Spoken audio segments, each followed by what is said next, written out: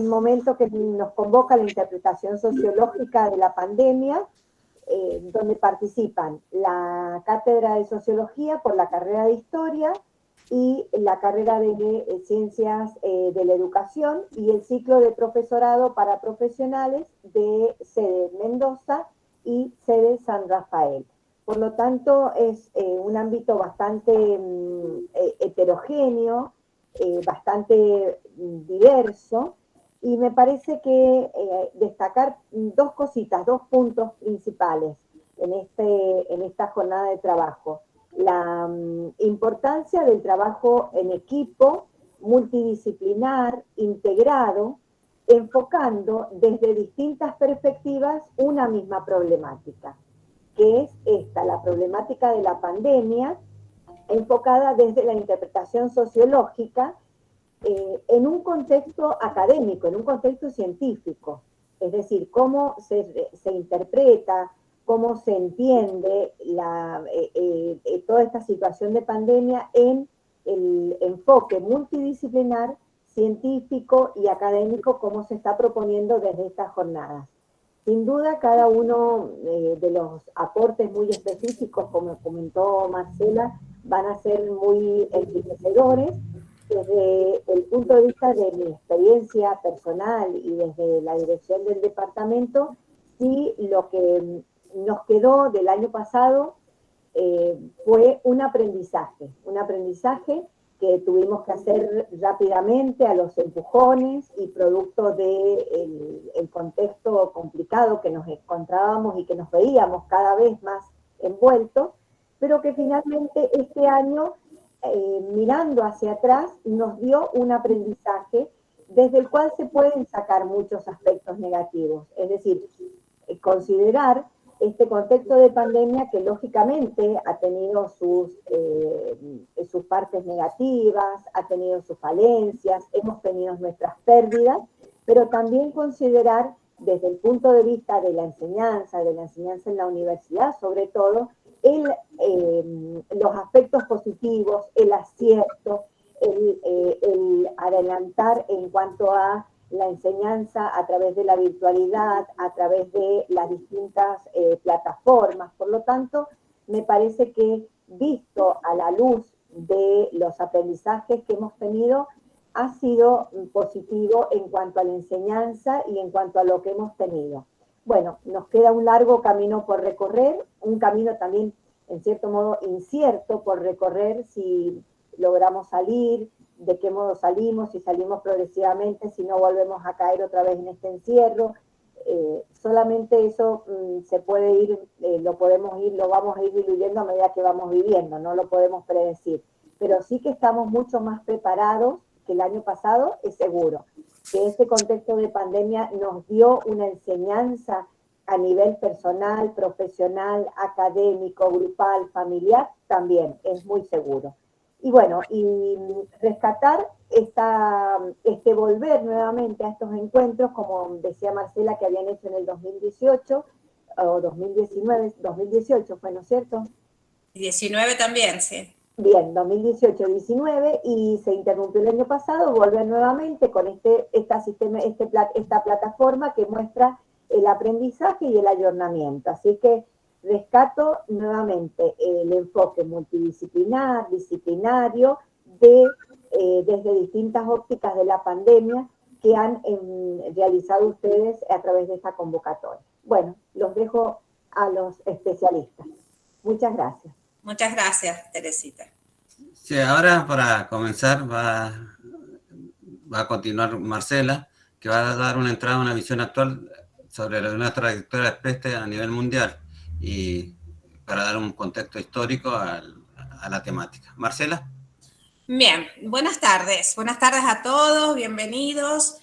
Y bueno, cuando me planteé el tema de la pandemia desde la sociología, ahí requirió de mí, dijéramos también un aspecto de la sociología que no lo habíamos tratado aún en profundidad, pero que hoy en día es muy necesario. El aspecto de la enfermedad, de la salud, dijéramos, de la población. Y acá es donde me remito a la definición de la Organización Mundial de la Salud, que define a la salud como un estado de completo bienestar físico, mental y social. ¿Qué quiere decir? Que por la propia definición, la Organización Mundial de la Salud fija este término en su definición, que la salud es tanto una cuestión social como una cuestión biológica. ¿Sí?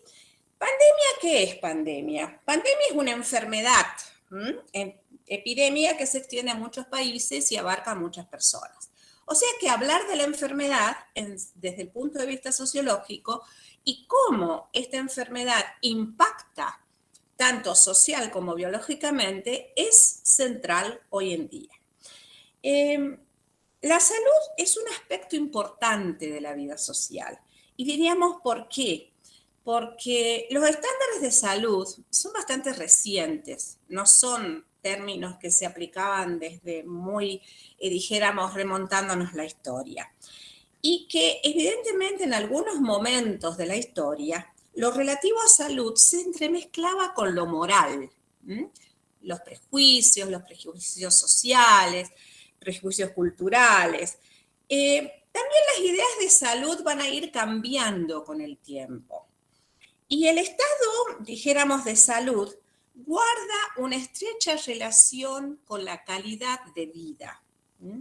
Esto es muy importante tener en cuenta, porque evidentemente la distribución, dijéramos, de la riqueza en las sociedades y cómo los países están preparados para enfrentar, dijéramos, eventos catastróficos como estos, los pondera en situaciones de ventaja o de desventaja ante un estado de pandemia como el que tenemos hoy día. Remontándome y recurriendo un poco a los historiadores de la salud, ellos marcan tres grandes estadios en el desarrollo de esta problemática. La primera, las sociedades preagrícolas, cuya esperanza de vida era bastante corta, pero las enfermedades apenas tenían incidencia en la población porque ésta vivía muy dispersa. Entonces, bueno, solo quedan algunos registros que hemos recuperado a través de ciertos escritos que han dejado, escritos en piedra o muestras de distinto tipo. Ya con la revolución agrícola, si bien mejoró la provisión de alimentos, ¿sí?, pero también vino acompañado de un aumento en la desigualdad social y, por tanto, en las condiciones sanitarias de vida. En la Edad Media, la enfermedad era un misterio. Las epidemias arrasaban periódicamente las ciudades y la más famosa y letal fue la famosa peste negra o peste bubónica, plaga que era causada por una bacteria de la que eran portadoras todas las ratas y las pulgas y que se difundía rápidamente a través del contacto físico de los enfermos y por las bacterias que quedaban flotando en el aire o a través de las toses y estornudos y que mató a millones de personas. En algunas ciudades murió más de la mitad de la población y este fue el origen de muchos juegos y cuentos. Uno de esos cuentos va a ser el famoso flautista de Hamelin, que con su flauta mágica va a ir sacando todas las, dijéramos, los ratones de la ciudad hacia el campo. Con el correr del tiempo, la ciencia médica comenzó a entender la naturaleza de la enfermedad y los descubrimientos de finales del siglo XVIII y sobre todo del siglo XIX comenzaron a mostrar que la enfermedad ya no era algo tan aterrador y que se podía controlar. Se analizaron causas de las enfermedades, tanto de higiene como los gérmenes que las portaban, y aparecieron las medidas sanitarias para mejorar el estado de salud de la población. Las vacunas contra la viruela, la rabia, la tuberculosis, el sarampión, la polio y tantos descubrimientos más llevaron a la población a pensar que las enfermedades eran cosa del pasado. En la era industrial, la mayor parte de las enfermedades han sido controladas, pero al mismo tiempo se han extendido otras ligadas a los nuevos contextos, como es el estrés, dijéramos la contaminación ambiental y otros nuevos microbios que están apareciendo. Entre las nuevas enfermedades que están, dijéramos, extendiéndose en la población, podemos citar el cáncer, las enfermedades cardiovasculares, el SIDA, por ejemplo. Muchas enfermedades pueden prevenirse mediante la vacunación o tratarse con medicinas disponibles e incluso mediante tratamientos preventivos. Pero esto depende de la financiación, la dispersión poblacional y la disponibilidad del personal capacitado para encarar el estado de salud de los habitantes de un país. Cada año surgen nuevas plagas. Algunas logran controlarse rápidamente y otras ofrecen una mayor resistencia. Y mediante cuarentenas, en algunos casos circunscriben a un espacio determinado y que no se propague. Pero evidentemente, el COVID-19 trascendió límites y hasta viajó en avión. Es una realidad. Quizás por este achicamiento del mundo, a partir de la globalización, que eso se puede poner como fecha 1970 aproximadamente, con la extensión, dijéramos, el achicamiento del mundo, la desterritorialización, dijéramos que existente, y los constantes y frecuentes contactos a través de las redes, a través de medios de transporte, etc.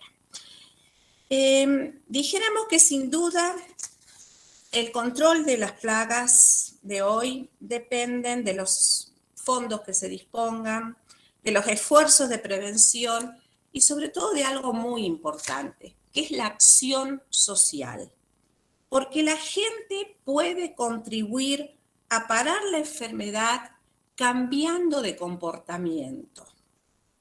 El que tenga éxito el control de una enfermedad o de una pandemia es una cuestión cultural, no solo por el conocimiento científico que está esparcido en la sociedad y es el reservorio de saberes de toda la humanidad, es algo cultural, sino también porque los valores y prejuicios culturales modelan la forma en que la gente responde a la enfermedad.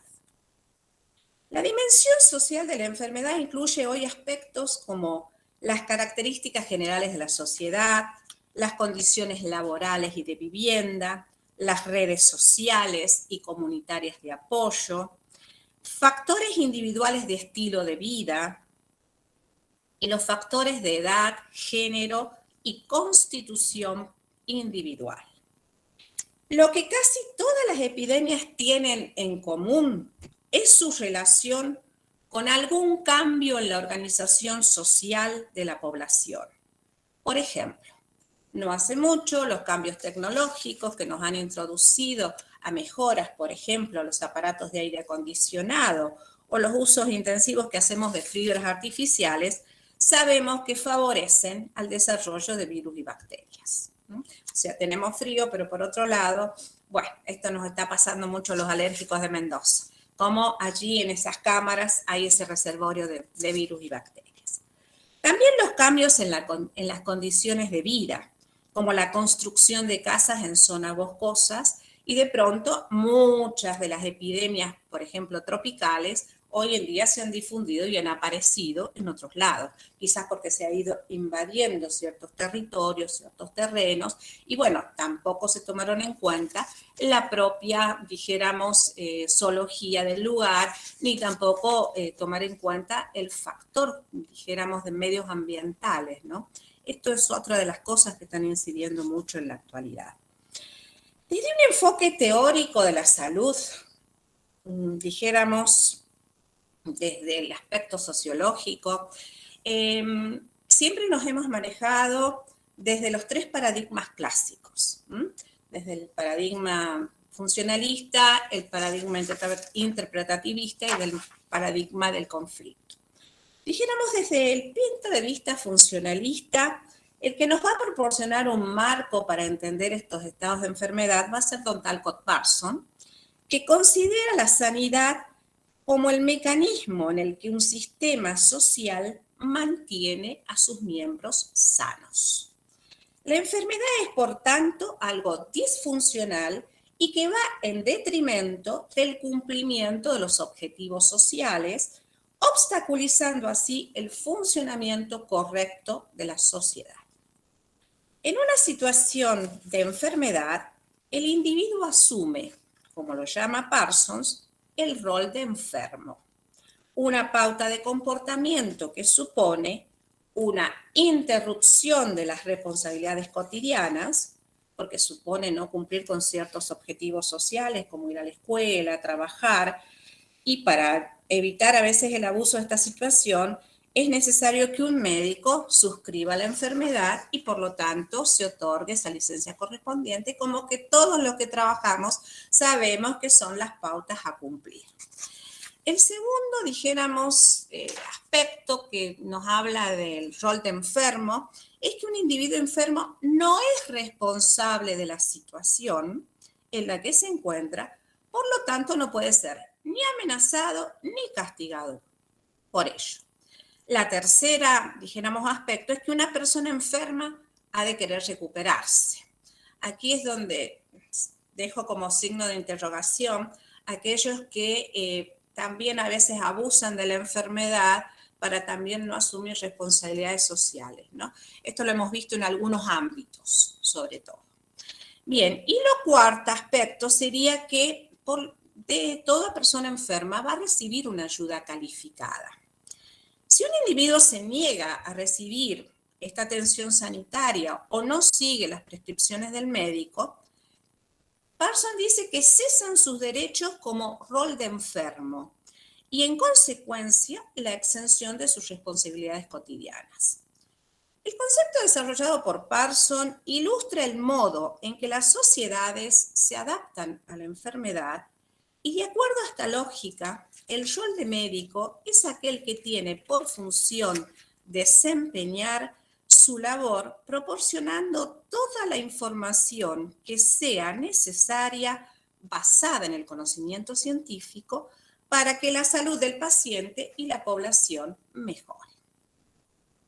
Desde el aspecto de la interacción simbólica, la enfermedad es vista desde un prisma más complejo, como una vasta realidad en continua transformación.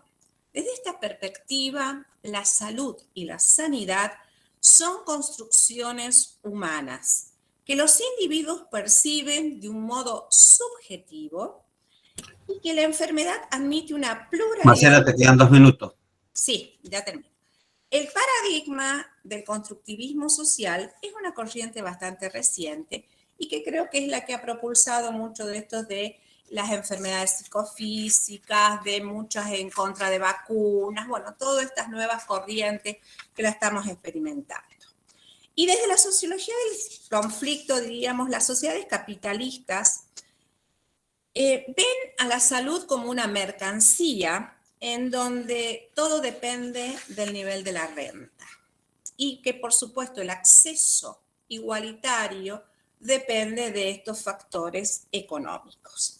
En definitiva, diría que los 3 paradigmas sociológicos clásicos argumentan que en tanto la salud, la sanidad y la medicina son cuestiones sociales, hacen al bienestar de la población, brindan un marco en el cual esa población puede desarrollarse, realizarse plenamente y que unas palabras que me parecieron muy interesantes son las de Louis Pasteur. Ustedes saben que Louis Pasteur se dedicó toda su vida a buscar cuáles son las bacterias que provocaban ciertas enfermedades.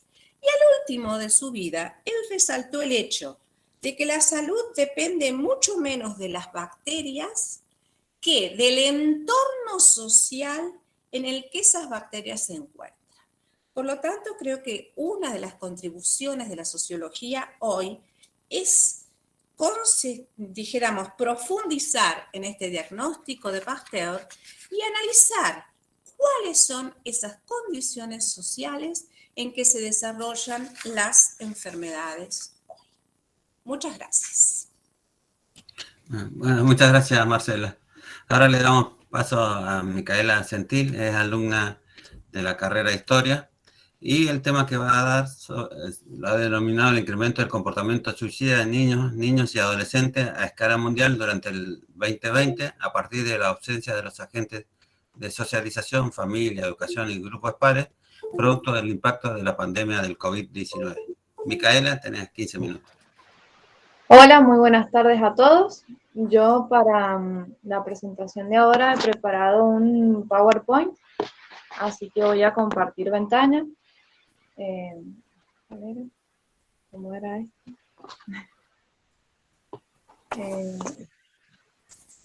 Díganme si se ve ahí, bien claro. Sí, Micaela. Sí, Micaela. Para la presentación de ahora he dividido en 3 índices o en 3 ejes. El primero que habla de lo contexto, lo nuevo normal, entre comillas. ¿Por qué entre comillas? Porque hay que definir primero qué es lo que es normal, qué era antes normal y qué pasó a ser ahora normal. En segundo lugar, la alarmante realidad. Y en tercer lugar, las soluciones, qué podemos hacer como profesionales. Bien. Respecto al contexto, voy a empezar con esta imagen que vemos en la diapositiva, donde está tachada, por ejemplo, las aglomeraciones. Hay una distancia que se tiene que respetar, todo el prohibido viajar, ¿no es cierto?, el tomar la temperatura. Esa es la nueva realidad que nos ha tocado enfrentar a cada lugar que nos vamos moviendo. El autor, Bonaventura de Sousa, define pandemia como una reunión del pueblo, algo que se contradice con lo que hemos vivido en el 2019, 2020, donde no nos podíamos juntar prácticamente. Para ello cito a Bonaventura de Sousa, donde dice: en cada época histórica, las formas de vida dominantes, el trabajo, el consumo, el ocio, la convivencia y las maneras de anticipar o posponer la muerte son relativamente rígidas y parecen derivadas de reglas escritas en el corazón de la naturaleza humana.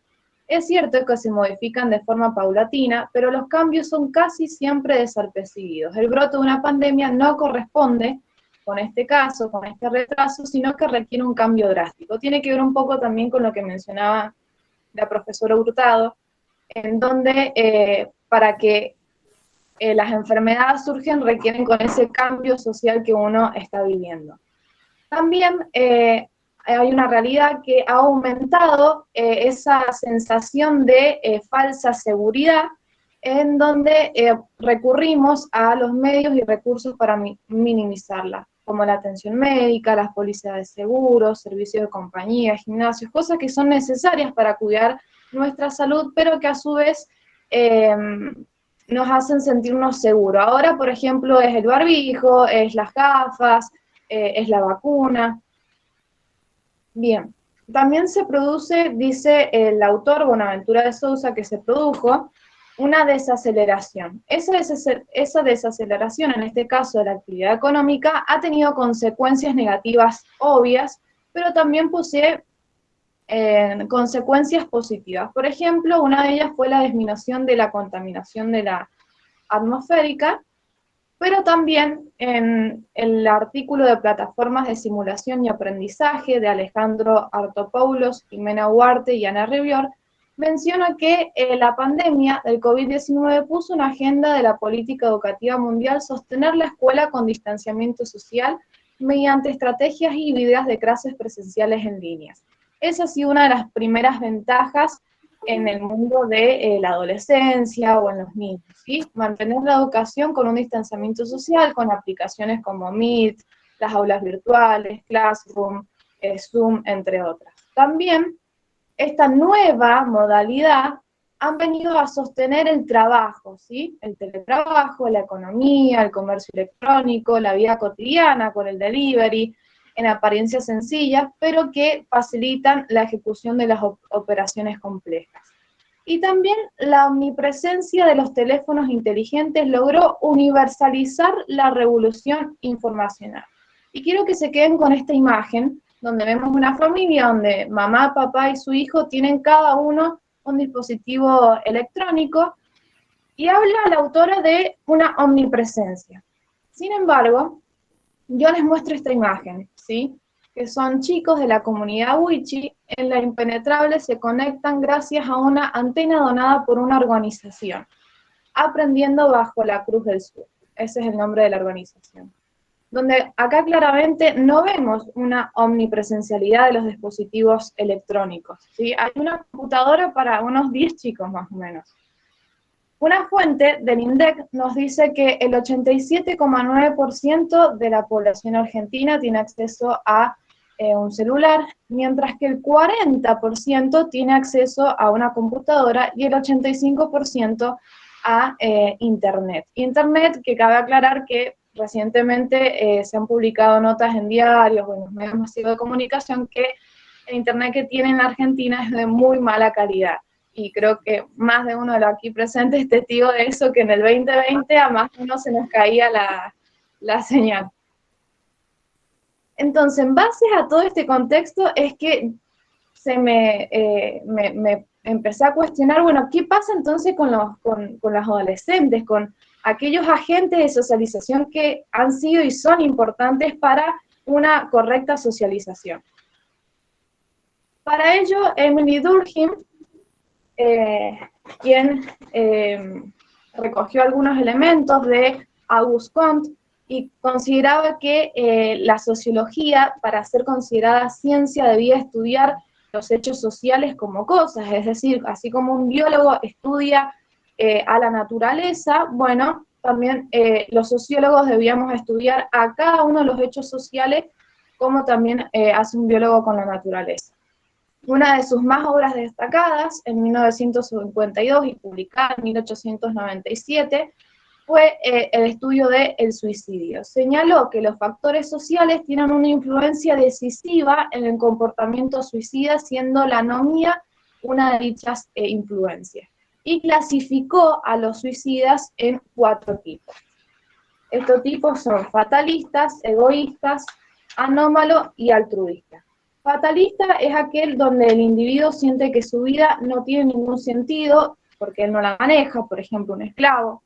Egoísta ocurre en las sociedades que no dan sentido, donde la familia, la religión casi no existen, no hay un sentido de pertenencia del individuo con la sociedad y el único modo de reconocimiento es mediante el éxito y quien no lo logra toma esa decisión.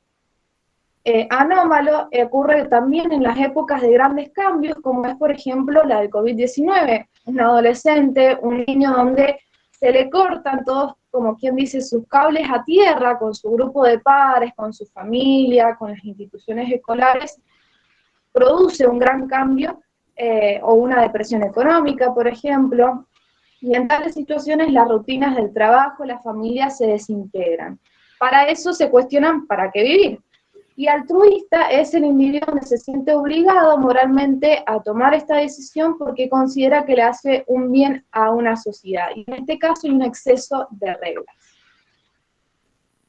La socialización, Mansions, nos dice en el capítulo 5 y 6, que es un conjunto de experiencias que tienen lugar a lo largo de la vida de un individuo y que nos permiten desarrollar su potencial humano y aprender las pautas culturales de la sociedad en la que va a vivir. La socialización es un proceso largo y complejo, y el primer agente de socialización, que es la encargada también de transmisión cultural, la que les permite las normas, las reglas a los niños, niñas y adolescentes, es la familia.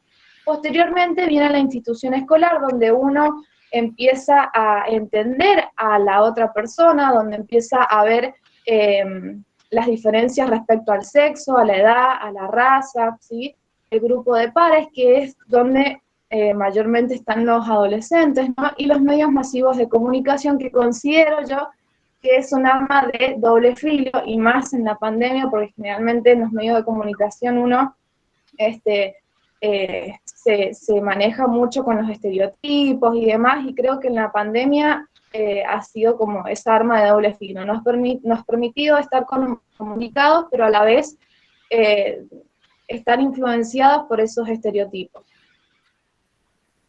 Para el caso del suicidio de los niños y adolescentes me he basado en varias organizaciones a nivel mundial donde los números son realmente alarmantes. La Organización Panamericana de la Salud, en una nota publicada el 17 de junio del 2021, menciona que 1 de cada 100 muertes es por suicidio, y que entre los jóvenes de 15 a 29 años el suicidio es la cuarta causa principal de muerte, detrás de los traumatismos de tránsito, tuberculosis y violencia interpersonal.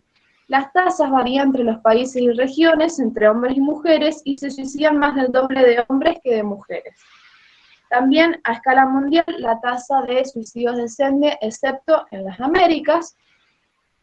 Después, en las Naciones Unidas de México, publica el 30 de agosto del 2021 que es preocupante el aumento de suicidios en infancias y adolescencias. En la región de las Américas se mantiene un aumento considerable de las tasas de suicidio, excepto México, que tiene uno de los mayores incrementos entre su población. El suicidio, que es un acto deliberado de quitarse la vida, es un problema de salud pública a nivel mundial y regional.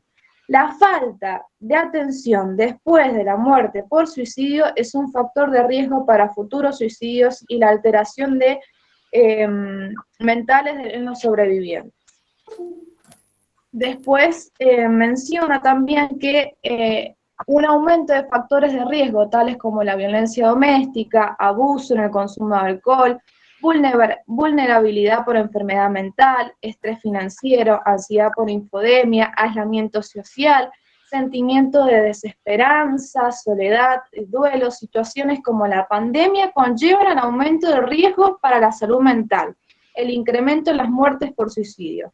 Particularmente menciona que las niñas, niños y adolescentes se han enfrentado a un confinamiento, a las restricciones de la movilidad, a la suspensión de clase y otros factores que pueden generar afectaciones graves en su etapa de desarrollo, salud mental por falta de convivencia comunitaria y segregación social.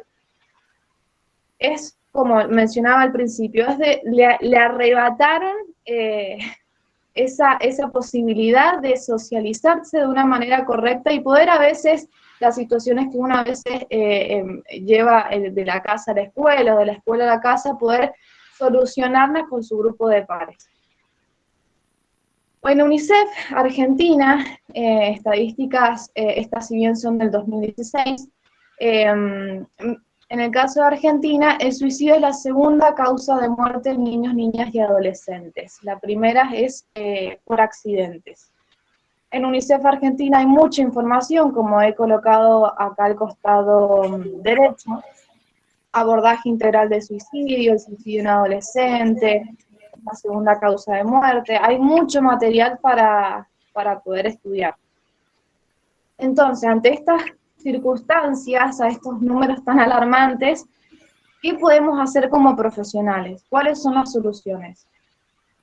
En un artículo, El suicidio en adolescencia, la situación en Argentina, en la página 57 a 58, menciona que las acciones deben darse de manera integral, interviniendo en los aspectos individuales, sociales, estructurales, que inciden en la vulnerabilidad ante el suicidio. Y el mejor enfoque de las actividades de prevención del suicidio en la escuela es un trabajo de equipo, que incluya docentes, médicos, enfermeras, psicólogos, trabajadores sociales, y me atrevo a agregar a los sociólogos, porque los sociólogos son los encargados de estudiar a la sociedad en su totalidad, y son los que les van a permitir dar esos indicadores a los médicos, enfermeras, psicólogos, digan, miren, en la sociedad está pasando esto, van a tener que trabajar de esta medida, o prepárense de tal medida para poder darle esas medidas de prevención a los niños, niñas y adolescentes. Y la posvención, ¿qué es la posvención? La posvención es repensar y acompañar y diagramar las acciones junto con los involucrados. Es decir, cuando surge esta drástica episodio de quitarse la vida, quedan familias, quedan compañeros destruidos, ¿sí? Entonces se busca justamente acompañar y abordar esos efectos posibles que produce un suicidio en un medio determinado. ¿Qué se busca entonces? Incorporar contenidos sobre factores de riesgo de suicidio en el currículo de todos los niveles de estudio y tenerlos en cuenta en el proceso de formación profesional, algo que realmente no se habla ni en la primaria, ni secundaria, ni en la universidad, no se habla, no hay una materia que hable sobre la salud mental o sobre la autoestima o sobre herramientas que poder abordar para enfrentar estas situaciones, la depresión y demás. Avanzar en el proceso de capacitación teórica práctica a equipos interdisciplinarios basados en los lineamientos nacionales y, dadas las características propias de la intervención, realizar un seguimiento y contención de los profesionales actuales. Esta última información la saqué la obtuve, mejor dicho, de El suicidio en la adolescencia, la página 19, y el abordaje integral del suicidio en las adolescencias de la página 71 y 75. Muchas gracias por escucharme. Gracias. Bueno, muchas gracias, Micaela. Justo te estaba por decir que te faltaba pocos minutos.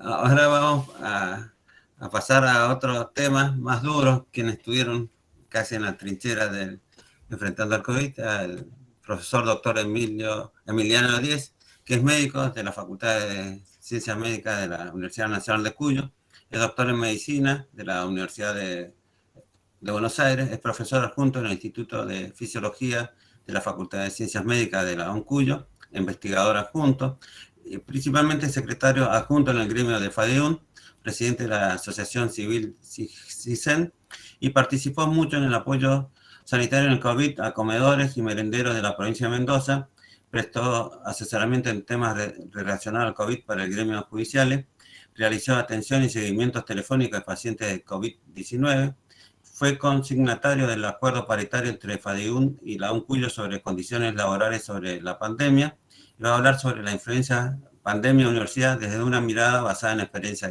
gremial. Emiliano. Bueno, muchas gracias, Néstor. Primero que nada, agradecerles la invitación, es un honor poder compartir con ustedes, y me paro principalmente desde el concepto de medicina como ciencia social.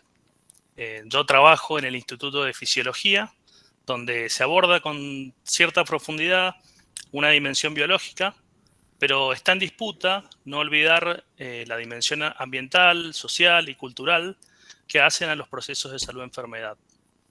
Para mí es un honor poder compartir esta experiencia, y voy a intentar relatarles desde un proceso de comprender la salud-enfermedad como un proceso o un fenómeno biográfico, relacional, universal en tiempo y espacio, cómo lo viví yo y cómo tuve la posibilidad de interactuar con algunos colegas, con algunas personas, en algunos casos con pacientes, y contarles que me agarró las noticias de la pandemia, estaba en una rotación postdoctoral en Zaragoza, y se escuchaba que algo pasaba allá en China, luego empezaron a picar más cerca las balas en Italia, empezaron a tener la zona del Véneto muertos. ¿Cómo puede ser que la zona más rica del mundo tuviera muertos?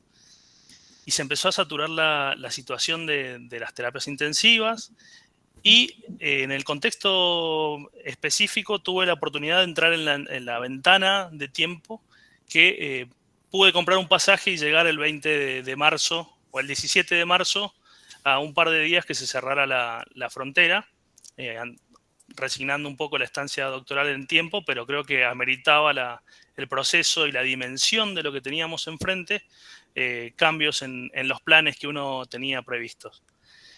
En la primera etapa fue algo que vivimos como un cierre muy, muy duro, con gran desconcierto, porque los distintos países tomaban distintas decisiones, distintas acciones, y eso generaba una tensión muy fuerte en los procesos de debate que se fueron dando, pero que a su vez estuvieron eclipsados un poco por temor, un poco por escepticismo, y por una gran carga de tener que afrontar una transición brusca al mundo de la virtualidad para poder dar continuidad al proceso de enseñanza-aprendizaje, y realmente significó un quiebre en nuestra experiencia, un quiebre en nuestra historia, tener que ver cómo se podía sostener algo que venía sostenido o venía fundado en un vínculo tan particular como es ese vínculo de la docencia y el aprendizaje con pares, con estudiantes, y la verdad que fue muy duro.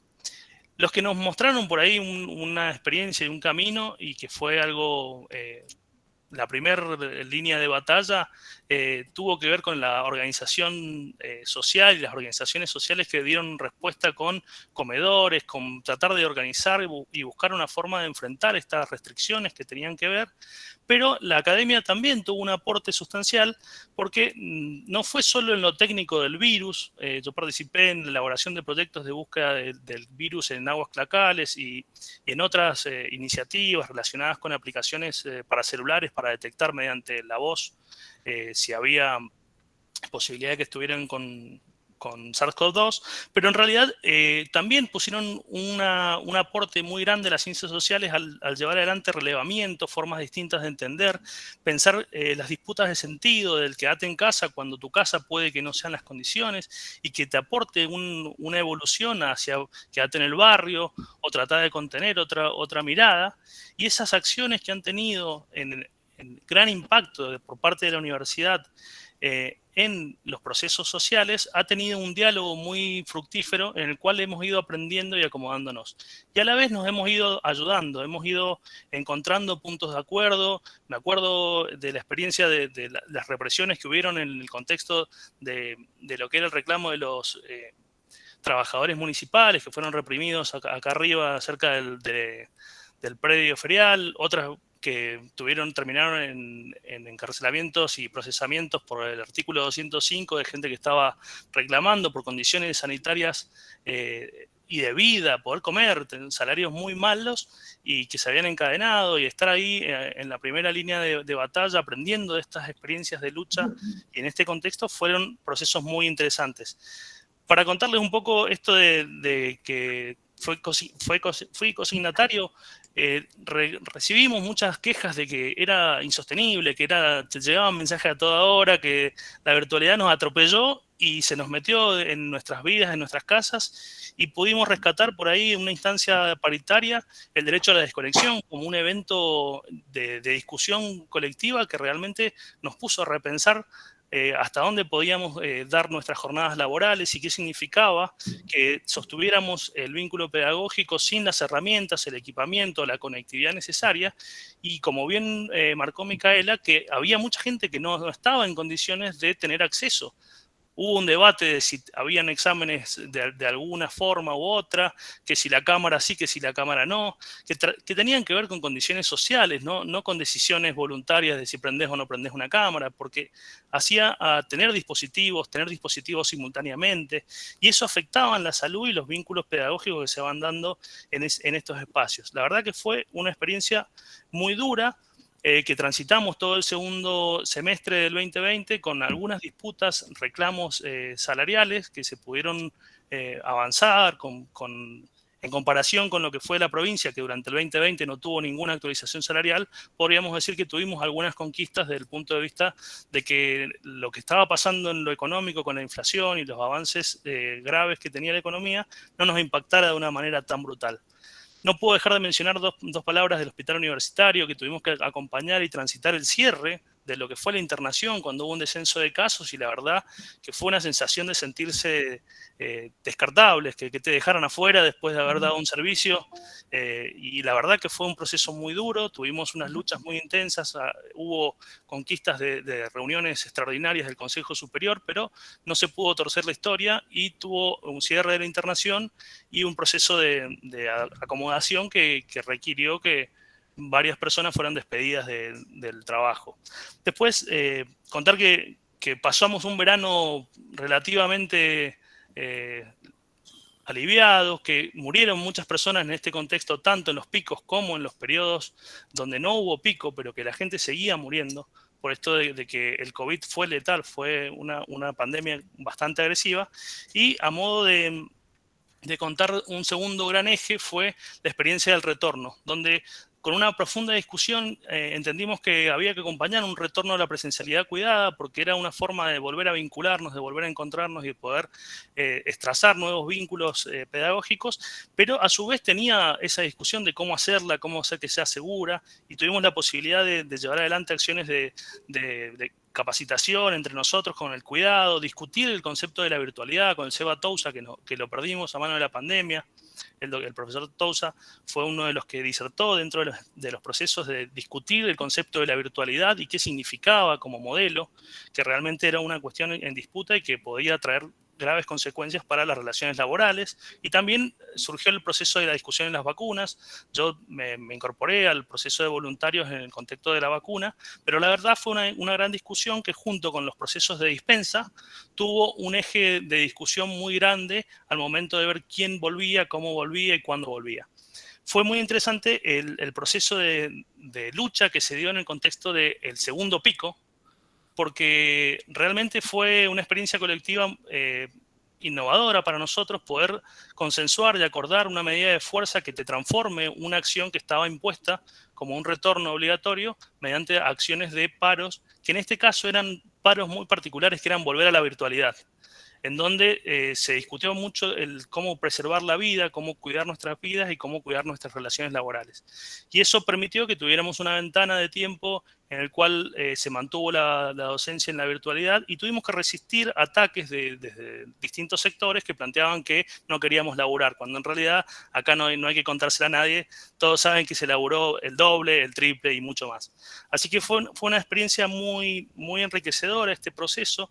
Rescato, como decían en la introducción, nos ha dejado grandes aprendizajes, pero también hemos tenido grandes desafíos que afrontar y creemos que tenemos deudas, que a pesar de que conquistamos procesos de efectivización, aún tenemos una serie de reconocimientos de derechos que están pendientes de ser tenidos en cuenta y que en cierta manera la disputa por el sentido de cómo salir y cómo seguir después de esto, entendiendo que lo híbrido a veces trae aparejado una suerte de vulneración de las condiciones laborales, va a ser una gran disputa para que este tipo de enfermedad no nos siga afectando y no nos siga enfermando por nuestras relaciones laborales. Y cierro con una enfermedad porque me gustó cómo había planteado el aspecto de Pasteur, diciendo que las bacterias eran menos importantes que el contexto social, y cito a Carrillo, que plantea que frente a las enfermedades que generan la miseria, frente a la tristeza, la angustia, el infortunio social de los pueblos, los microbios, como causa de enfermedad, son una pobre causa. Muchas gracias, Emiliano. Muchas gracias. Bien. Ahora vamos a cambiar de área y disciplina. Vamos a presentar a Marcela Tagua, que es magíster en proceso educativo, mediado por la tecnología, especialista en docencia universitaria, licenciada en sistemas y computación, profesora titular efectiva de nuevas tecnologías aplicadas a la educación, investigadora y secretaria de virtualidad de nuestra facultad, coordinadora en la especialización en gestión y vinculación tecnológica, es autora de varios libros y artículos, evaluadora en comités editoriales científicos y evaluadora de CONEAU de educación a distancia. Ella va a analizar desde las tecnologías de las TIC con respecto a la pandemia. Marcela.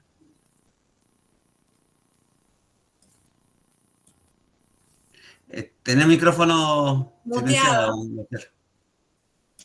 Ahí está. Bien. Bien, ahora sí, muy buenas tardes. Un gusto participar con ustedes. Desde ya, muchas gracias, Marcela, Néstor, por esta invitación. Y bueno, justamente recién Micaela y también el doctor Díez perfectamente fue definiendo todo este devenir, y también como lo comentó Marcela, que bueno, es una enfermedad y esta pandemia que afectó todos los ámbitos e inclusive esto que hace referencia, digamos, a la utilización de los TIC. Entonces, en estos minutos quiero compartir con ustedes brevemente algunos aspectos que seguramente serán disparadores, porque de un momento para otro, si bien veníamos preparándonos, tuvimos que enseñar y aprender básicamente y mediados por tecnologías. Esto obviamente en pandemia pudo ofrecer oportunidades, pero también grandes amenazas.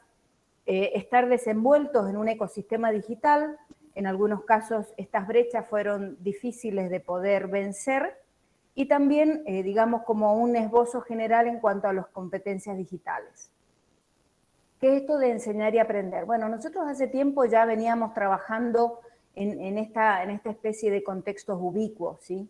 Es decir, trabajar en línea y mediados por las tecnologías y a través de Internet, con el uso de entornos virtuales que fueran complementando la presencialidad, nos fueron dando lugar a estas instancias ubicuas en las cuales quizás no coincidíamos, profesores o estudiantes, pero que de alguna manera se brindaba la posibilidad de que pudiéramos seguir aprendiendo. Entonces, esto de poder trabajar en entornos ubicuos nos da la posibilidad de interactuar, pero nos da la posibilidad, no necesariamente siempre se logra, de poder interactuar con el docente, con nuestros pares, con los materiales, poder estar comunicados, de hecho que un teléfono celular generalmente estamos munidos de ello, y que esto nos da la posibilidad de acceder en forma global a esta información que nos brinda Internet desde todos los aspectos, y nos da la oportunidad también de colaborar. Es decir, están dadas las condiciones, en un ámbito así mediado por TIC, de todos estos aspectos y que sin lugar a dudas para la educación, y especialmente la educación superior, nos brindan, digamos, un punto a favor. ¿Y las pandemias qué hizo? Y bueno, aceleró un proceso, pero bueno, tomamos acá, tal cual como decía recién Micaela, se han hecho muchos estudios, yo acá les hago llegar un informe de UNESCO y ESALC, donde realmente tomando los aspectos que hacen en cuanto a cuántos estudiantes o docentes estuvimos afectados, y en América Latina estamos hablando de 23,4 millones de estudiantes, 1,4 millones de docentes. Y esto, como recién decía también Micaela, en muchos casos no todos tenían dispositivos para utilizar, y en muchos casos las brechas no solamente estuvieron relacionados con tener un dispositivo, sino el uso compartido de esos dispositivos en los hogares. Y fue así como, con otro estudio que realizó desde México y también el BID, pero ¿qué es lo que pude tomar? Y en función de los distintos países, todos coincidíamos en que realmente hubo falta de acceso a Internet, falta de capacitación, altos costos, brechas que de alguna manera fueron en algunos casos opacando estas posibilidades de poder interactuar, de poder hacer uso o de poder continuar con nuestros estudios. ¿Qué sucede con esto? Y bueno, y tal cual lo decía Marcela desde el principio, esto implicado, y básicamente hay un aspecto muy interesante tener en cuenta que es cultural, en definitiva. Y también la tecnología tiene un alto impacto en esa cultura institucional, porque de repente nos encontramos que el ecosistema en el cual nosotros estamos desenvolviéndonos es un ecosistema digital que ha implicado de alguna manera un mayor aprendizaje autónomo por parte del estudiante, que tuviéramos que adaptarnos a esta dinámica 24/7 y que no implica que tengamos que estar los 7 días a la semana y las 24 horas conectados, pero muchas veces los requerimientos o las exigencias hacían que no diéramos abasto con todo esto. Un predominio de dispositivos móviles. Ustedes también al principio hacían referencia que ya en la Argentina quizás mucho menos de la mitad, menos del 40% de la población, podríamos decir, de la población estudiantil, que cuenta con dispositivos tecnológicos en sus casas, pero en la gran mayoría dispone de un dispositivo móvil, y es así como muchos han podido conseguir continuar con sus estudios. Pero era necesario que se dieran las pautas de una mayor flexibilidad curricular y en los conceptos desde los que toma el docente o los estudiantes para poder continuar. Entonces vemos cómo nos encontramos en este ecosistema digital, que en vez de tener edificios, asistir a clases, y bueno, todo se tornó en relación a plataformas, portales, repositorios digitales. Todos los sistemas administrativos se fueron digitalizando. Esto implicó, obviamente, el desarrollo de habilidades blandas, poder trabajar en equipo, poder interactuar con mis pares, con mis docentes, ese proceso de autonomía o autorregulación, y básicamente lo que hace esas competencias digitales.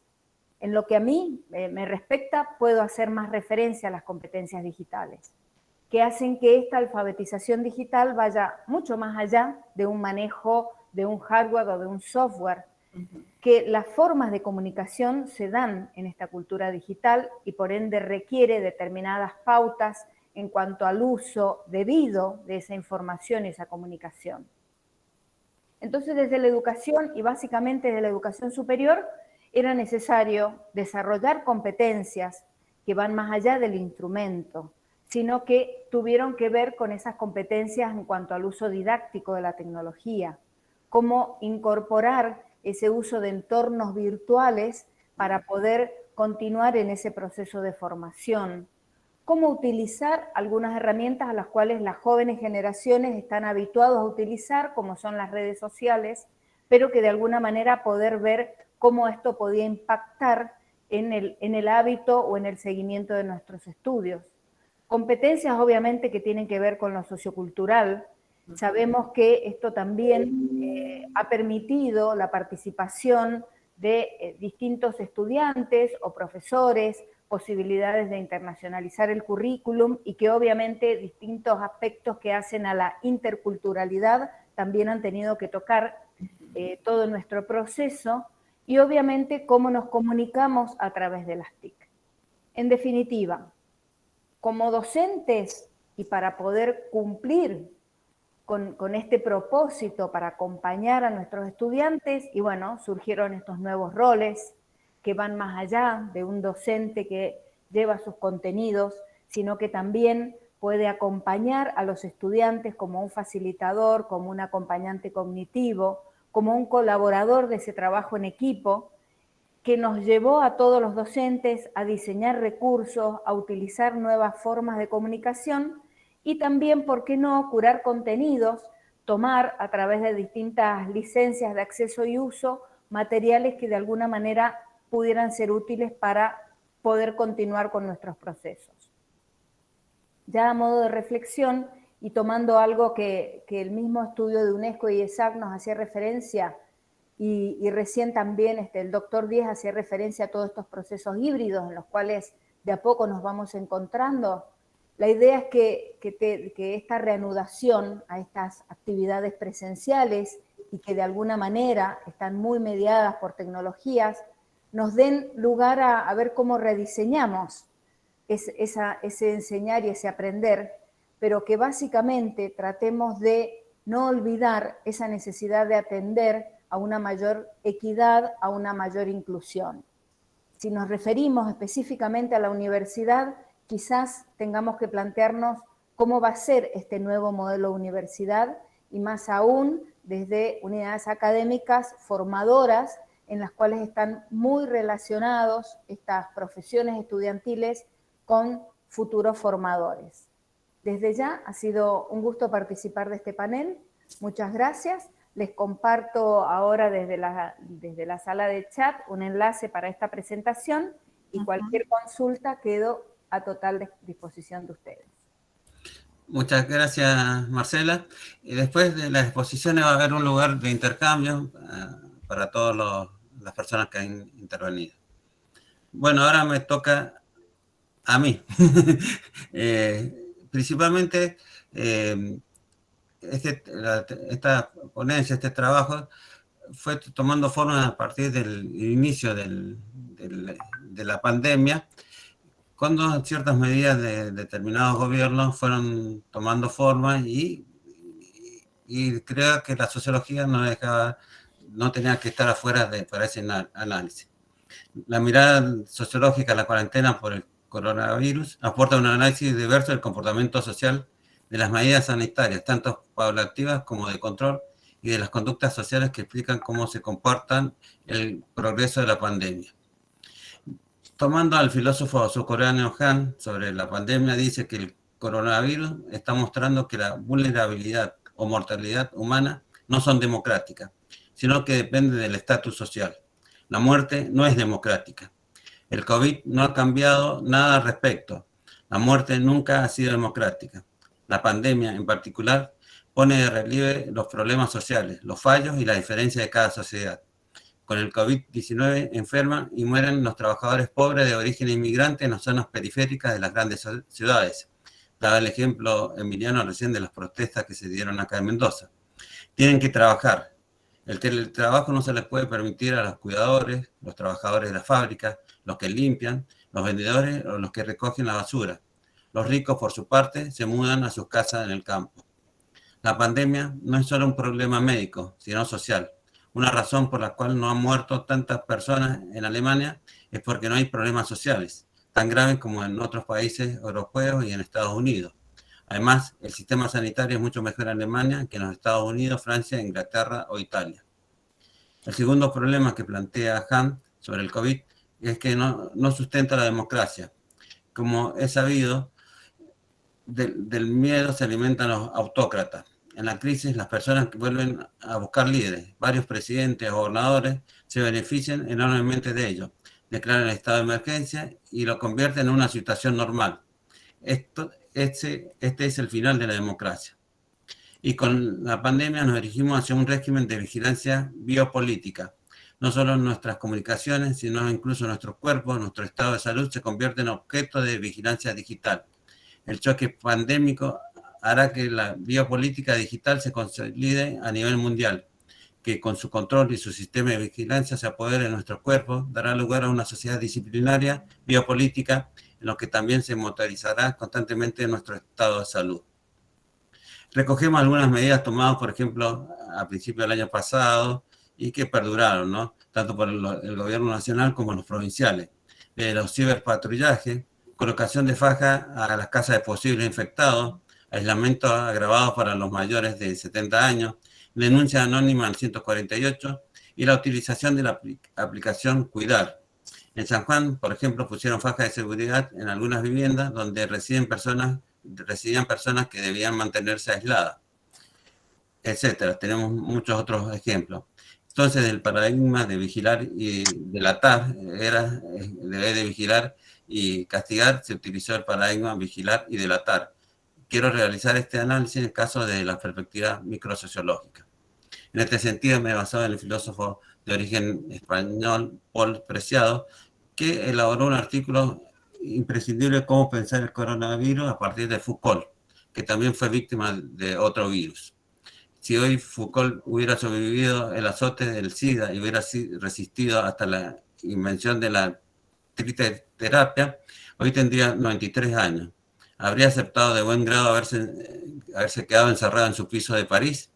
El primer filósofo de la historia en morir de complicaciones generadas por el virus de inmunodeficiencia adquirida nos ha legado algunas de las nociones más eficaces para pensar la gestión política de la epidemia, que en medio del pánico y la desinformación se vuelven tan útiles como una buena mascarilla cognitiva. Lo más importante que aprendimos de Foucault es que el cuerpo vivo y por tanto mortal es el objeto central de toda política. No hay política que no sea política de los cuerpos. El filósofo italiano Roberto Espósito analizó las relaciones de la noción política de la comunidad y la noción biomédica y epidemiológica de la inmunidad. Comunidad e inmunidad comparten una misma raíz, munus. En el latín, el munus era el tributo que alguien debía pagar por vivir o formar parte de la comunidad. Aquel que había sido exonerado era inmune. Las distintas epidemias materializan en el ámbito del cuerpo individual las obsesiones que dominan la gestión política de la vida y de la muerte de la población en un periodo determinado. Por decirlo con términos de Foucault, una epidemia radicaliza y desplaza las técnicas biopolíticas que se aplican al territorio nacional hasta el nivel de la anatomía política, inscribiéndola en cuerpos individuales. La gestión política de la epidemia pone en escena la utopía de comunidad y la fantasía inmunitaria de una sociedad, externalizando sus sueños de omnipotencia y los fallos estrepitosos de sus soberanías políticas. La utopía de la comunidad y el modelo de inmunidad de la sífilis es el cuerpo blanco burgués sexualmente confinado en la vida matrimonial como núcleo de la reproducción del cuerpo nacional. Hoy estamos pasando de una sociedad crítica a una sociedad ciberreal, de una sociedad orgánica a una sociedad digital, de una economía industrial a una economía inmaterial, de una forma de control disciplinario y arquitectónico a una forma de microprostética y mediático-cibernética. En nuestros textos se han determinado farmacopornografía de tipos de gestión y producción del cuerpo y de la subjetividad sexual dentro de esta nueva configuración política.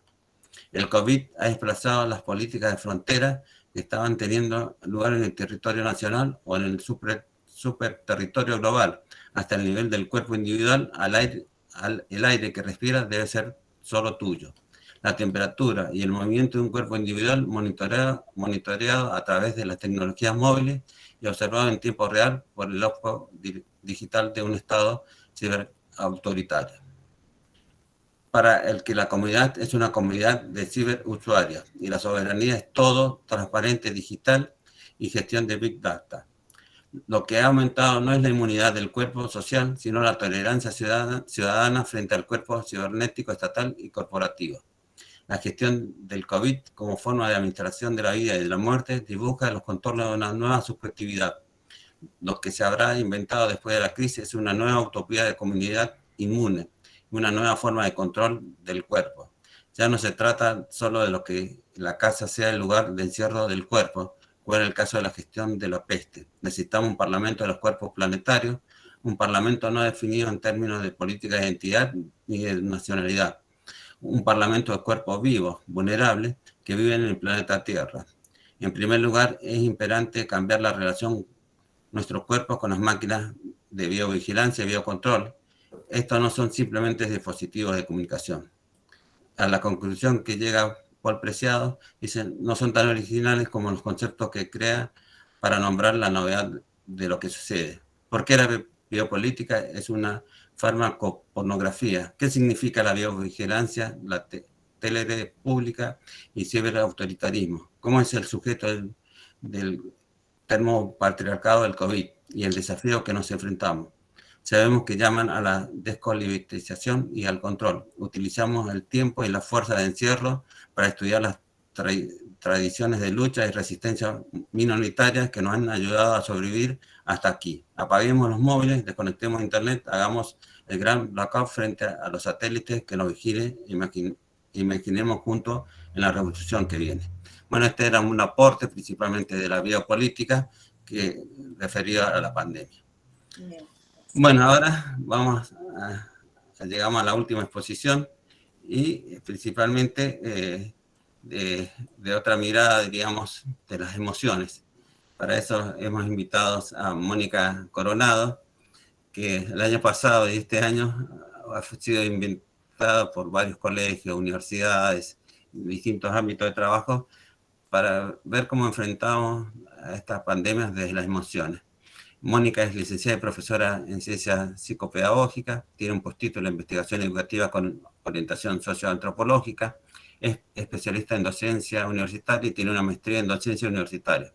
Es profesora de la Universidad Nacional de Cuyo. Bueno, y su currículo es amplísimo en todo el tema de educación.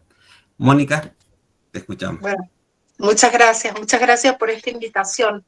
Para mí ha sido un placer escucharlos y bueno, como toda persona que cierra después de tan importantes exposiciones, bueno, me queda ido descartando y tachando algunas cuestiones que han sido habladas y mucho mejor de los que yo posiblemente los iba a plantear. Durante la pandemia, como contó Néstor, tuve la oportunidad no solo de indagar, de recabar información, de recibir muchas inquietudes de docentes en distintos espacios o escenarios, también de resistir y de debatir. Si ustedes recuerdan, el año pasado tuvimos que discutir virtualmente un proyecto de borrador de ley de educación para la provincia, que fue un escenario, digamos, tragicómico, en donde no hubo debate, no hubo construcción política de un proyecto que era para la educación de Mendoza. Bueno, desde ahí las redes fueron también un lugar, una trinchera para poder pelear y discutir y resistir, y también las redes fueron lugares para sostener y acompañar. Entonces, dentro de esta idea de que todavía este proceso no termina, estamos en un, mientras tanto, estamos viendo qué es lo que sucede o cuáles son los acontecimientos que nos van a movilizar. Yo pienso que hemos estado en una época de una educación conmovida. una educación conmovida, que hablamos y la adjetivamos como remota, como de emergencia, como virtual, o híbrida, bimodal.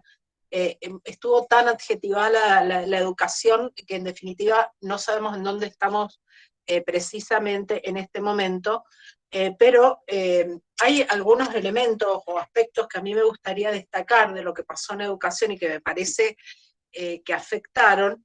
En primer lugar, bueno, todo lo que fue el proceso de inmersión y un cambio de hábitat en donde nos desenvolvíamos los y las docentes, y este cambio de hábitat implicó un momento, un arranque muy brusco. Por lo menos en la provincia de Mendoza se inicia el proceso de trabajo remoto con un memorándum, que si ustedes lo analizan, estaba tal vez más preocupado por el control de la asistencia que por los procesos pedagógicos, e instalaba un modelo didáctico fabril. Era una fábrica de tareas. Esta fábrica de tareas implicaba que uno arrojaba al océano un determinado dispositivo, suponiendo que los estudiantes iban a aprender, y eso volvía al docente, y el docente tenía que volver a mandar como un modelo epistolar, un ping-pong de tareas, y en ese momento empiezan a surgir las primeras resistencias de niños, niñas y adolescentes. Enojos, incomodidades, llantos, problemas de respuesta, episodios de reacción frente a esta situación, y muchas consultas de familias.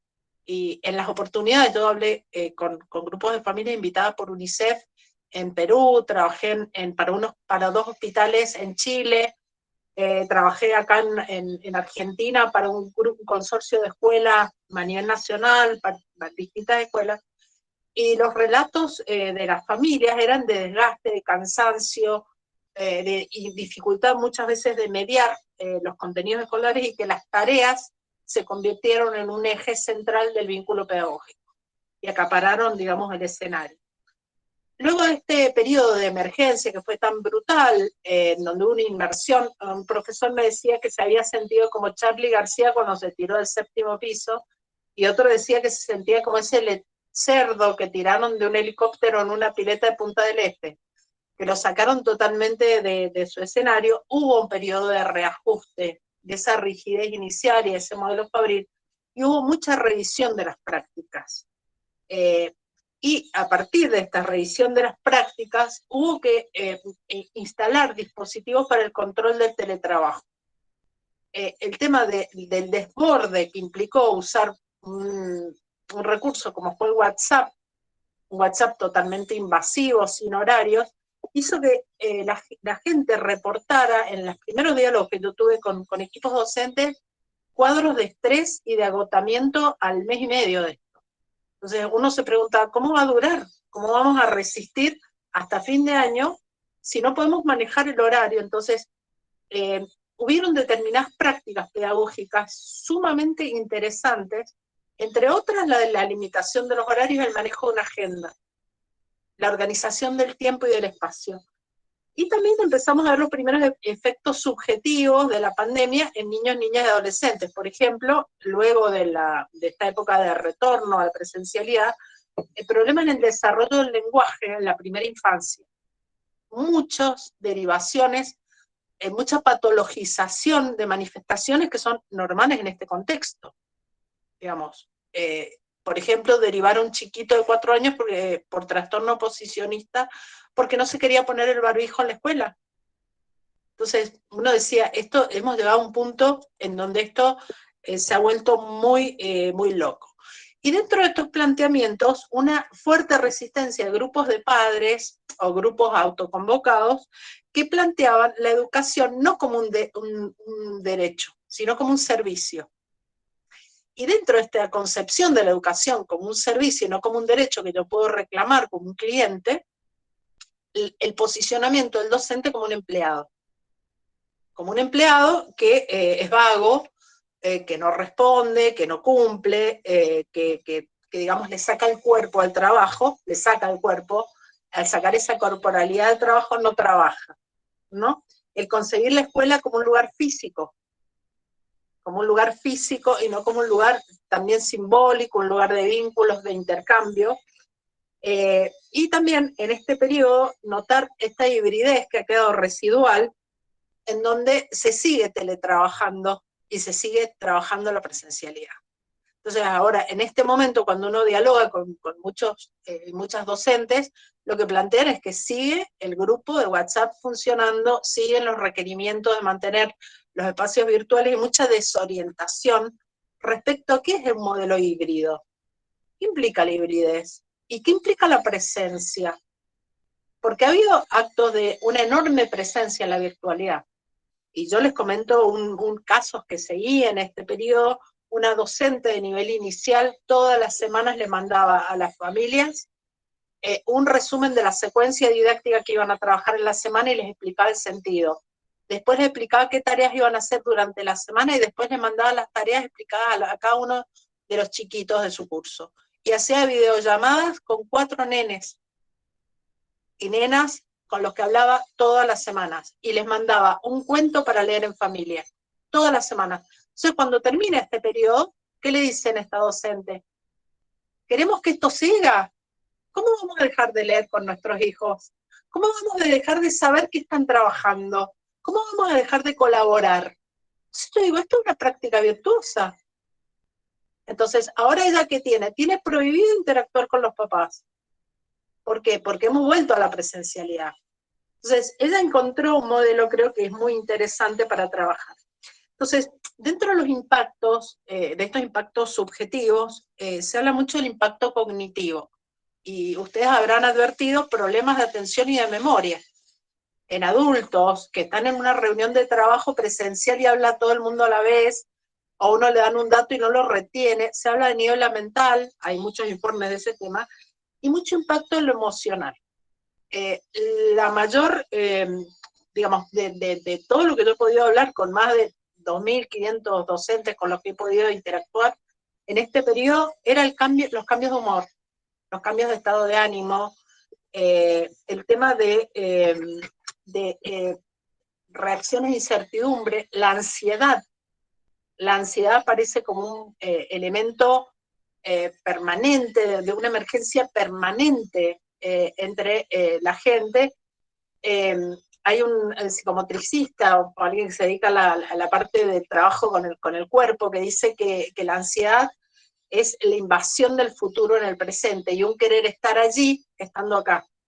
Entonces, esa sensación de que uno quiere estar en otro lado mientras está haciendo lo que está haciendo, eso invadió la vida de la gente. Y en el caso de los y las adolescentes, el Fórum Infancias, que es una organización a nivel nacional que lucha contra la patologización de manifestaciones infantiles de malestar, planteó y habló de anestesia.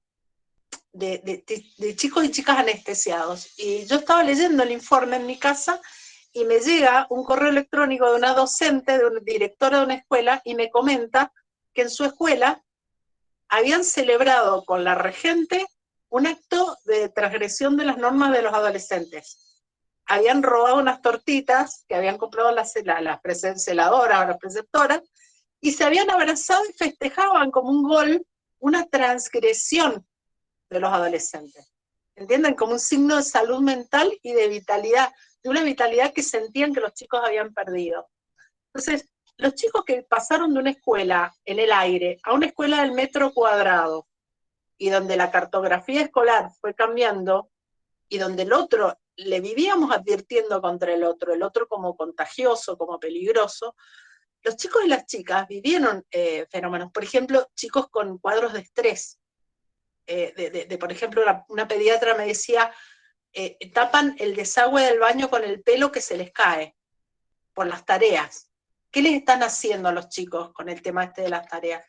Y un dibujo que me mandó Camilo, un chico de 7 años, en donde en el dibujo la cara es un celular. ¿Entienden? O sea, es un cuerpo humano y la cara es cuadrada como un teléfono.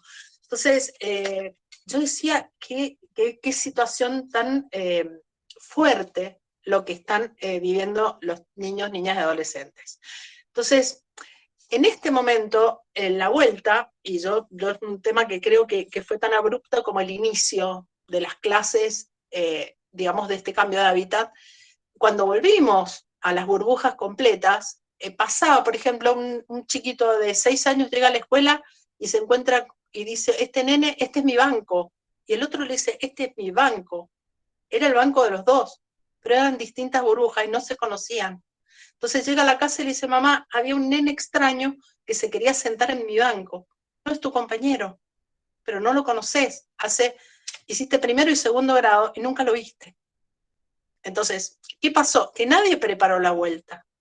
No una preparación amorosa y de bienvenida y de cobijo y de receptividad a chicos y chicas que venían con muchas cosas en la mochila. Llegaron a la escuela y nadie les dijo, como cuando vuelven de vacaciones, ¿qué hicieron? ¿Cómo se sienten? ¿Qué aprendieron? No, fue matemática, a ver, abran el cuaderno, empezamos a hacer tal cosa. Y algunos docentes, y en esto recuerdo al maestro Cárdenas, el maestro Cárdenas plantea que nadie está obligado a una práctica alienada. Nadie está obligado a una práctica alienada. Y en el caso de la docencia, resistir esas prácticas alienadas, de ignorar el malestar que traen muchos chicos y chicas que no sabían, chicos que entraron por ejemplo, yo trabajo en la Facultad de Odontología, llegaron chicos de segundo año y le decían, vamos al aula 9. ¿Y dónde es el aula 9? No tengo idea dónde queda el aula 9. ¿Entienden? Entonces, había todo un proceso y decían, yo termino la clase y no sé con quién hablar porque no los conozco. Entonces, todos esos procesos no solo lo vivieron niños, niñas y adolescentes, también los educadores vivimos estos procesos. Y hace poco hicimos una encuesta en la facultad, le preguntamos cómo los veían a los estudiantes, y los veían muy callados. Y leía justo un informe que hacía Gabriel Brenner, y él contaba también el tema este del silencio, de las aulas silenciosas. Entonces digo, festejaremos como mi amiga la directora las transgresiones, los debates, las picardías, de nuevo, eso digo, estamos esperando la vuelta a eso. Y digo, todo esto se afronta desde una pedagogía del cuidado. Una pedagogía del cuidado que enfatice la idea de la interdependencia y que nadie se salva solo y que la salida es colectiva. O sea, y yo creo que en este sentido lo que faltó en toda esta pandemia fueron precisamente sociólogos. Sociólogos y sociólogas que nos ayudaran a interpretar lo que estábamos viviendo. Así que bueno, yo les quiero agradecer la invitación y bueno, he hecho una apretadísima síntesis de lo que le quería traer estos relatos porque me parece que nos ayudan a pensar algunas cuestiones. Así que bueno, muchas gracias por la invitación. Así podemos debatir. Muchas gracias. Muchas gracias, Ma. A ver si quién quiere consultar, hacer alguna pregunta o una participación. Jonas. Dale, Ma. Yo quería decir como así un poco de resumen, que esta pandemia nos tomó a todos por sorpresa, pero también demostramos que ante la imprevisión y la rapidez pudimos responder. Evidentemente teníamos una serie de estrategias que no sabíamos que las teníamos hasta que las tuvimos que poner en práctica. Y que en realidad a veces no llegamos a la comprensión de lo que nos estaba pasando, pero creo que aún todavía no llegamos a dimensionar, y ni aún el mundo está llegando a dimensionar esto, pero sí hay 4 temas que sobresalen y en donde hoy día vamos a tener que poner atención. Uno de ellos es la salud, el segundo es la educación, el tercero es la alimentación y el cuarto es el mundo digital. Este mundo que hoy se nos presentó cuando veníamos los docentes, yo que trabajo en la docencia hace muchos años, y cuando allá por el 2007 nos empezaron a dar esas netbooks, en donde muchos docentes lo miraron como ese bicho raro, pocos se incorporaron en su aprendizaje y se amigaron, pero ¿qué pasó?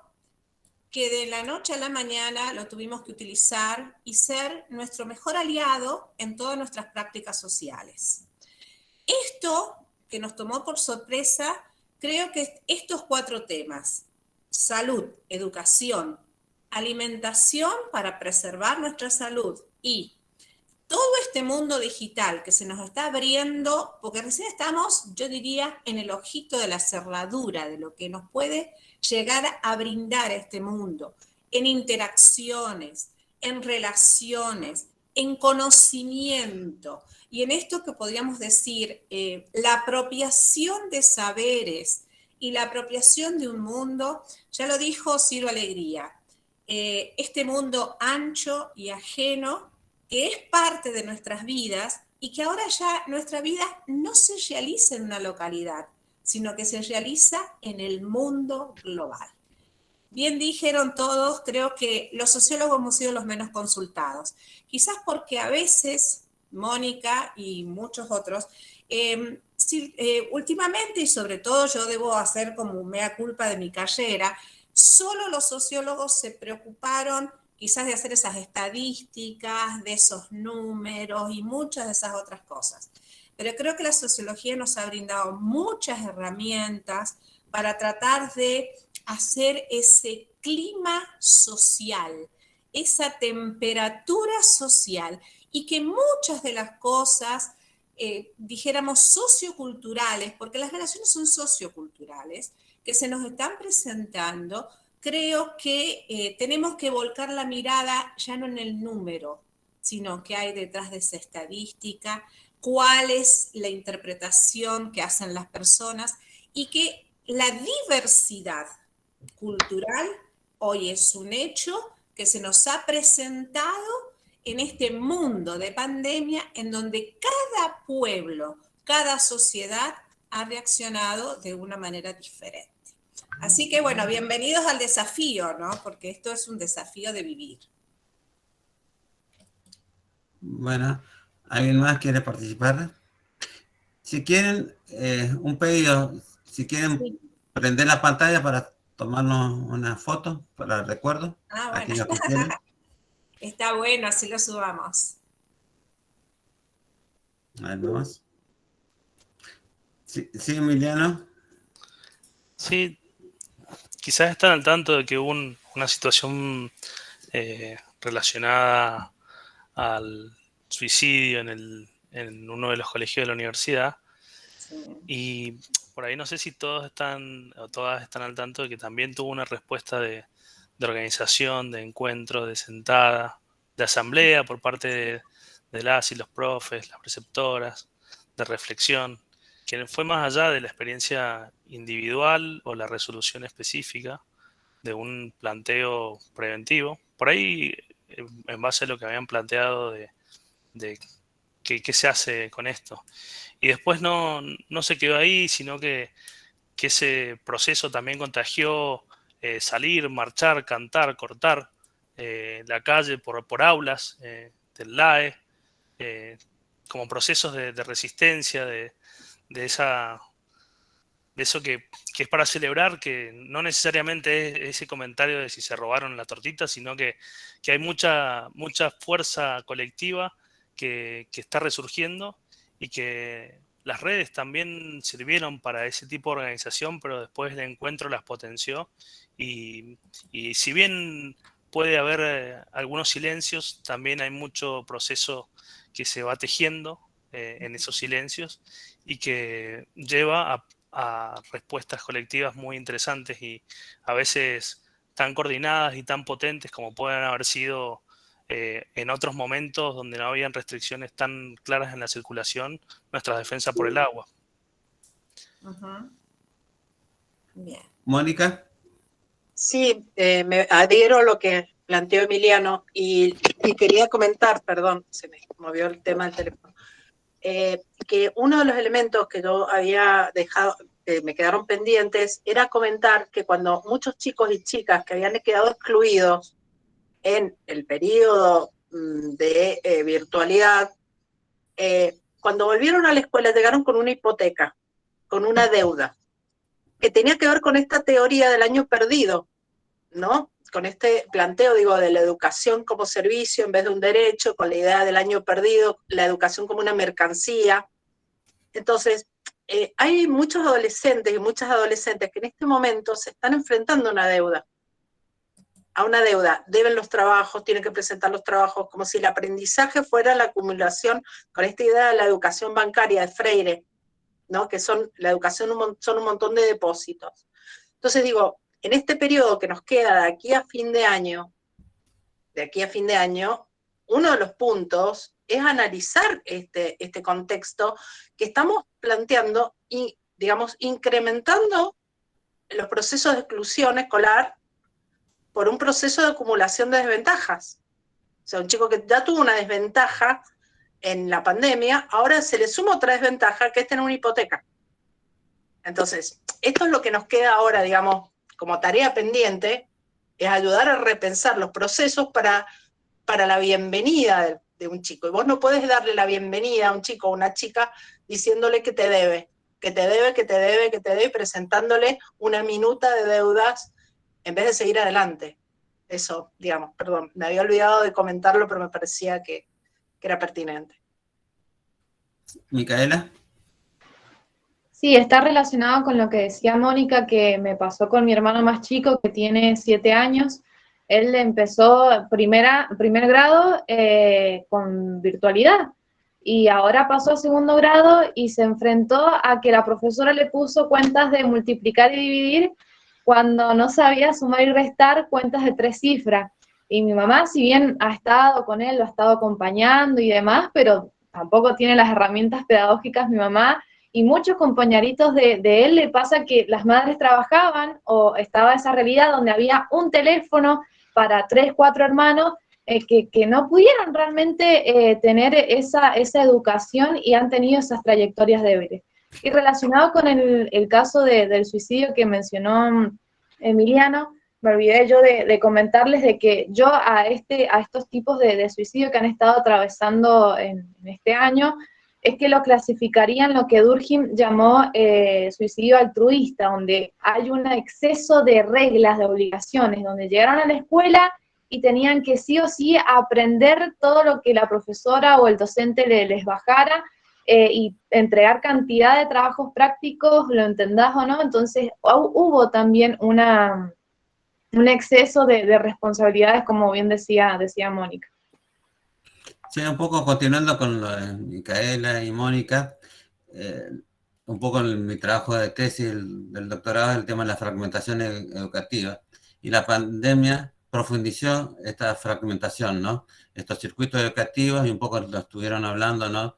De aquellos que tenían un solo celular para trabajar, o no tenían conexiones, o tenían que subir a un cerro para tener la conexión, o recibir las cartillas. El caso de ese chico que tuvo que cruzar el Río Grande, diríamos, para recibir las cartillas de los maestros, es decir, que se agravó esta fragmentación. Y principalmente en Mendoza, un estudio realizado el año pasado, es la que tiene menor conectividad en la zona de Cuyo. Exactamente. ¿Alguien más? Hay algo operativo. Yo por el chat he pasado el link del formulario de asistencia. Principalmente se va a emitir un certificado de asistencia a los que han participado. Y también una pequeña evaluación del webinar. Bueno. Bien, ha sido muy grato que hayamos estado todos juntos enfocando de distintos temas, pero como ven, todos los temas tienen que ver con este mundo social. En sociedad vivimos, en sociedad nos relacionamos y, en fin, esto es lo que hoy debemos poner el acento, en las personas, en volver a recuperar la importancia de las personas. Bueno, agradezco a Marcela, a Mónica, a Marcela Tagua, a Marcela Emiliano, a Micaela por sus exposiciones y a todos los chicos, alumnos que han participado. Bueno, muchísimas gracias. Esto está grabado. Aquellos que necesiten el link, por ejemplo, en el taller de integración de San Rafael se va a utilizar este webinar. Bueno, muchas gracias. Muchas gracias. Gracias, hasta luego. Muchas gracias, nos vemos. Gracias, muy lindo todo.